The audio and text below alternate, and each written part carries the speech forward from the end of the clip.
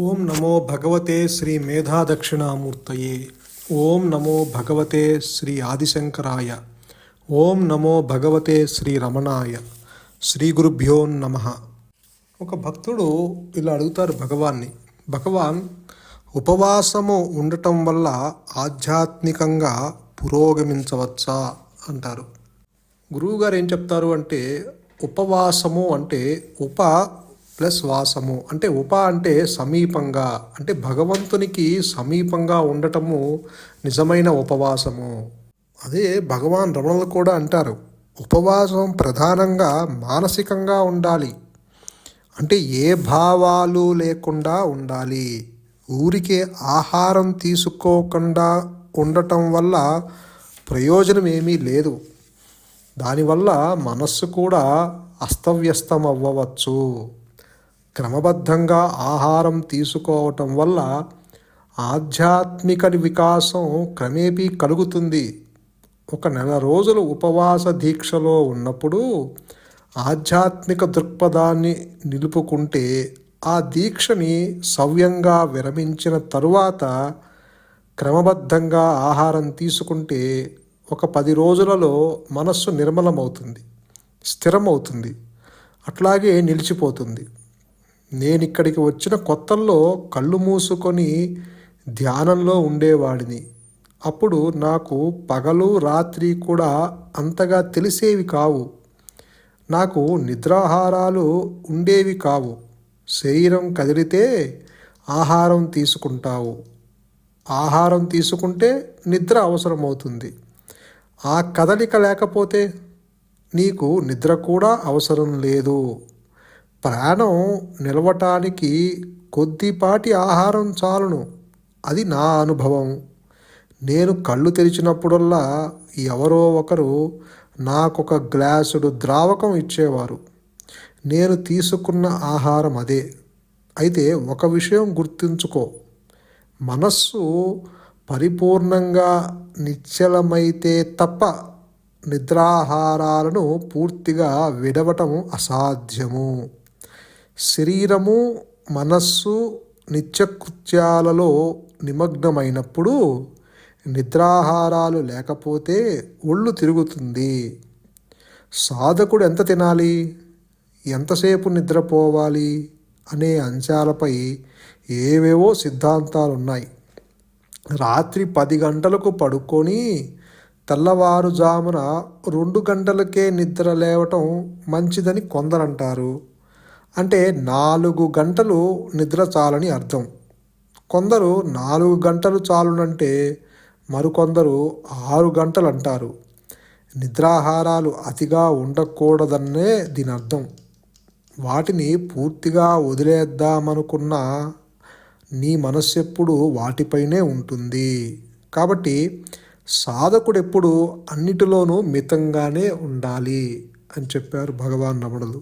అంటే మితాహారము, మిత భాష, మిత నిద్ర అన్నారు పెద్దలు. రోజుకి 3-4 సార్లు తినటంలో తప్పు లేదు. ఎటొచ్చి నాకు ఇదే కావాలి, నాకు అది రుచించదు అని మాత్రం అనవద్దు. అది ఒక కోరికై కూర్చుంటుంది. అయినా రోజులో 12 గంటలలోనే ఈ ఆహారం తీసుకోవటం అనేది జరుగుతుంది. నిద్రపోయే 12 గంటలలోనూ ఏమీ తీసుకోవు. నిద్ర ముక్తికి దారి తీస్తుందా? ఏ పని చేయకుండా ఉంటే ముక్తి కలుగుతుంది అనుకోవటం పొరపాటు అన్నారు భగవాన్ రమణులు.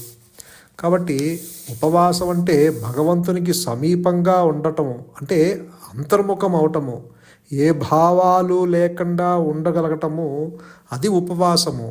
దానికి ఆత్మజ్ఞానము ఈ ఉపవాసాల్లోనూ, ఈ శాస్త్రాల్లోనూ, ఈ వేదాల్లోనూ దేంటోనూ లేదు. ఆత్మజ్ఞానము ఒకరు బోధించేది కాదు, ఉపవాసం వల్ల నీకు కలిగేది కాదు.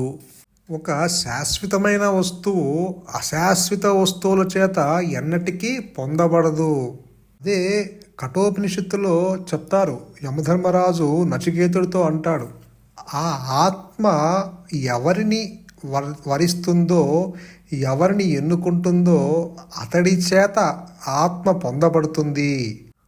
అంటే ఆత్మజ్ఞానము తెలుసుకోవాలనుకున్న వాడిలోని ఆత్మే తన నిజస్వరూపాన్ని అతడికి తెలియజేస్తుంది అంటాడు.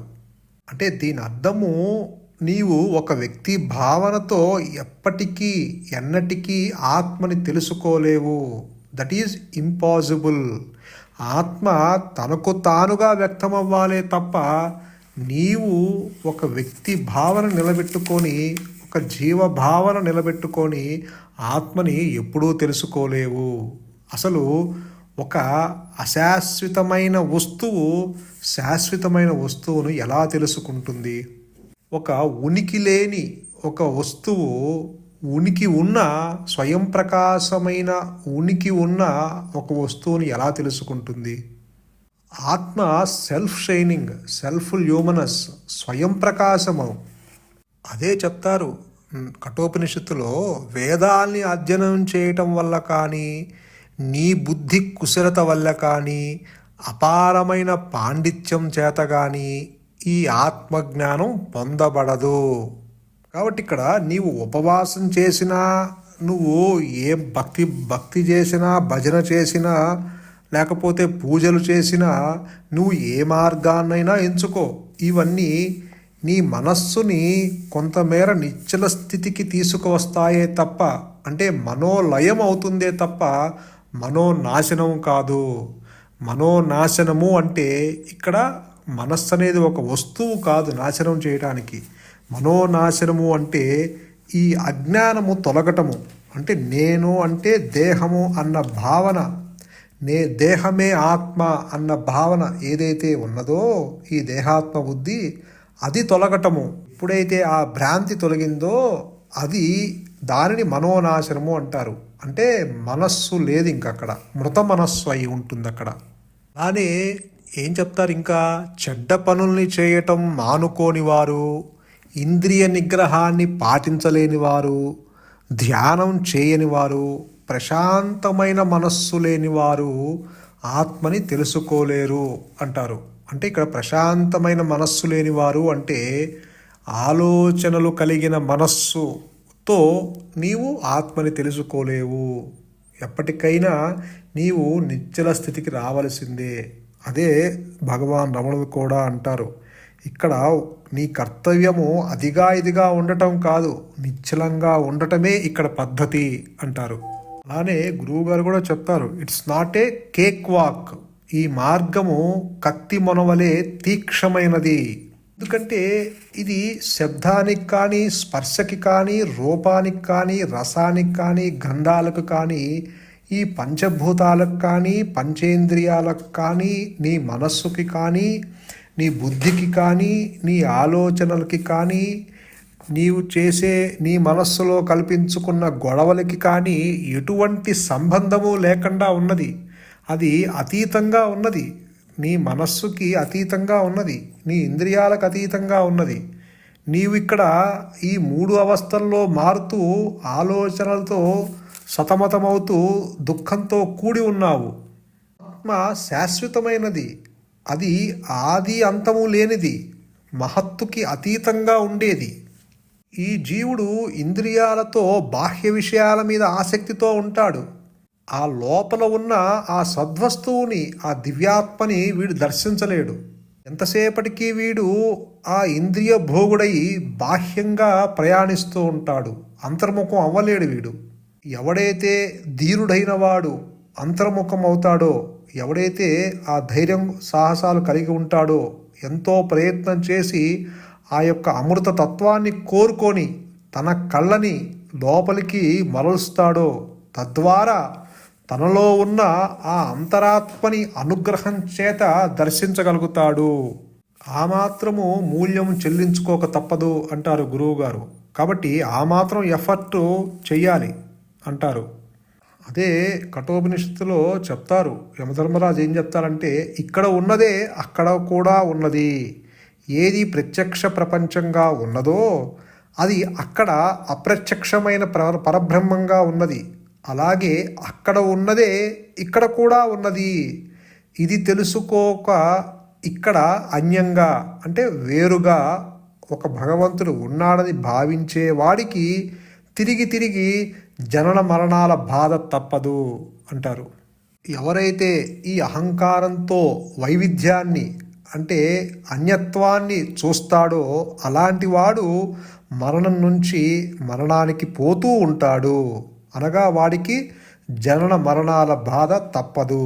కాబట్టి ఈ శరీరం ఉండగానే నీవు చావాలి, అంటే ఈ దేహాత్మబుద్ధి చావాలి. ఇది శరీరము ఉండగానే జరగాలి. అదే చెప్తారు ఇక్కడ.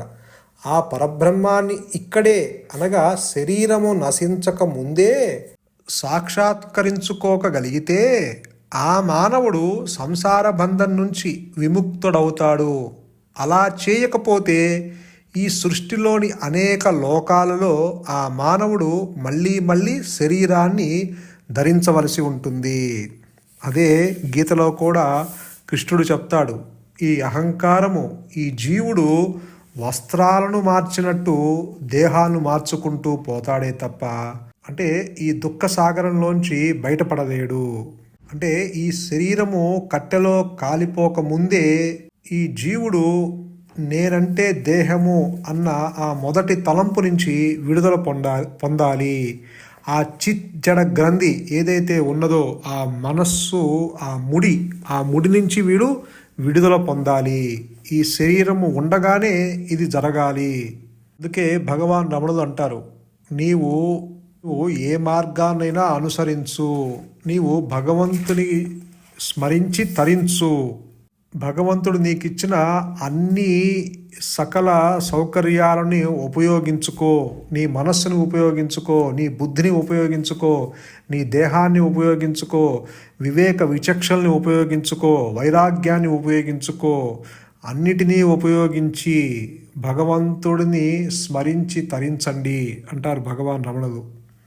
నీకు ఇచ్చిన సకల సౌకర్యాలని ఉపయోగించుకొని ఈ దేహాత్మ బుద్ధిలోంచి విడుదల పొందాలి. అంటే గురువు వాక్యాల మీద విశ్వసించి ఆ గురువు యొక్క చెప్పిన వాక్యాల్ని అనుభవంలోకి తెచ్చుకో అంటారు. అదే నచికేతులకు కూడా చెప్తారు ఇక్కడ. ఆత్మ అనేది మాటల ద్వారా కానీ కళ్ళ చేత కానీ మనసు చేత కూడా పొందటానికి సాధ్యమయ్యేది కాదు. అది ఉన్నది అని చెప్పేవారి నుంచే దాన్ని తెలుసుకోవాలి, కానీ ఇతరత్రా దాన్ని ఎలా తెలుసుకోగలం అంటే ఇక్కడ గురుముఖంగా గురువు చెప్పిన వాక్యాన్ని విశ్వసించి అనుభవంలోకి తెచ్చుకోవాలి తప్ప తనకు తానుగా ఇక్కడ ఆ వ్యక్తి భావాన్ని నిలబెట్టుకొని వీడు ఆత్మని పొందలేడు. కాబట్టి ఇక్కడ శాశ్వతమైన వస్తువు ఏదైతే ఉన్నదో ఆ సద్వస్తువు నీ హృదయంలోనే అది ఉన్నది కాబట్టి దానినే ఆశ్రయించాలి తప్ప ఈ అశాశ్వతమైన వస్తువుల్ని ఆశ్రయిస్తే నీకొచ్చేది పోయేది ఏమీ ఉండదు. కాబట్టి ఇక్కడ నచికేతుడికి కూడా అదే చెప్తారు. ఆత్మజ్ఞానం గురించి తెలుసుకోవటం వినటం అందరికీ సాధ్యం కాదు. దాన్ని గురించి విన్నవారు కూడా పూర్తిగా ఆ జ్ఞానాన్ని గ్రహించలేరు. అంత గొప్పదైన ఆత్మజ్ఞానాన్ని ఉపదేశించే గురువు దొరకటం అద్భుతమే. అంటే ఇక్కడ మనందరికీ మన గురువు గారైన శ్రీ మేధా దక్షిణామూర్తి గారు మనకి మన సమకాలికుల్లో ఉండటము, మనం వారితో ఉండి వారి మాటలు వింటము, ఇది మనందరం చేసుకున్న అదృష్టం. అదే భగవాన్ రమణులు కూడా చెప్తారు, గురువు యొక్క వాక్యాన్ని విశ్వసించండి, గురువు చెప్పిన వాక్యాన్ని అనుభవంలోకి తెచ్చుకోండి అంటారు. సంతోషం. మౌనమే శరణ్యం. మౌనమే నీ సహజత్వం. ధన్యోస్మి.